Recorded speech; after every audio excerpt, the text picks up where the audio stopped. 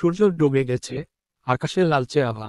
গ্রাম্য মাটির পথ ধরে ধীরে ধীরে হাঁটছে রফিক, একজন দরিদ্র কিন্তু পরিশ্রমী কিশোর। সারাদিন মাটির হাঁড়ি বানিয়ে বিক্রি করেছে, কিন্তু আজও সে খুব বেশি আয় করতে পারেনি। হাতে মাত্র কয়েকটা পয়সা, যা দিয়ে সামান্য খাবার কিনেছে। বাড়ির দিকে হাঁটতে হাঁটতে হঠাৎ সে দেখে রাস্তার পাশে এক বৃদ্ধ বসে আছেন। চোখে অনন্ত ক্লান্তি, শরীর যেন ভেঙে পড়ছে কোথায়। রফিক একটু থমকে দাঁড়ালো, তারপর ধীরে ধীরে এগিয়ে গিয়ে বলল, চাচা, আপনি কিছু খাবেন? বৃদ্ধ ক্লান্ত হাসি দিয়ে বললেন, বাবা, সকাল থেকে কিছু খাইনি। যদি দয়া করো। রফিকের নিজেরও খুব ক্ষুধা লেগেছে, কিন্তু সে মুহূর্তের জন্য ভাবল, একজন অভুক্ত মানুষ তার সামনে বসে আছেন, আর সে নিজে খাবে। সে আর দেরি করল না।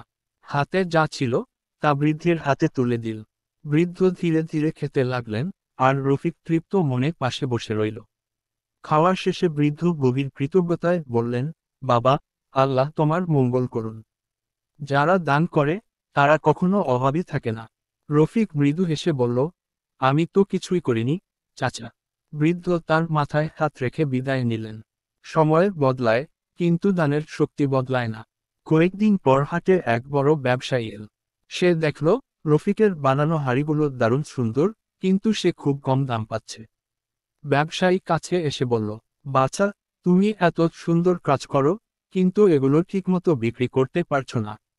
আমি তোমার সব হাঁড়ি কিনে নেব, আর চাইলে আমার দোকানে কাজ করতে পারো। রফিক অবাক হয়ে গেল, এমন সুযোগ তার কল্পনাতেও ছিল না। সে রাজি হয়ে ব্যবসায়ীর সঙ্গে গেল। সেখানে গিয়ে সে আরও ভালোভাবে হাঁড়ি বানানো শিখল। ক্রেতারা তার কাজ পছন্দ করতে লাগল, আর ধীরে ধীরে সে নিজেই একদিন বড় ব্যবসায়ী হয়ে উঠল। 1 বছর পরের কথা। একদিন বিকেলে রফিক তার দোকানের সামনে বসে আছে, এমন সময় পরিচিত এক মুখ দেখতে পেল, সেই বৃদ্ধ। সে ছুটে গিয়ে বৃদ্ধকে দোকানে নিয়ে এল, সামনে সুস্বাদু খাবার সাজিয়ে দিল, আর এক জোড়া ভালো জামাকাপড় দিল।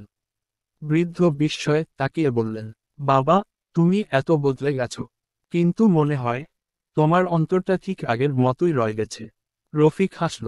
বৃদ্ধ বললেন, বলেছিলাম না, দানের শক্তি অপার।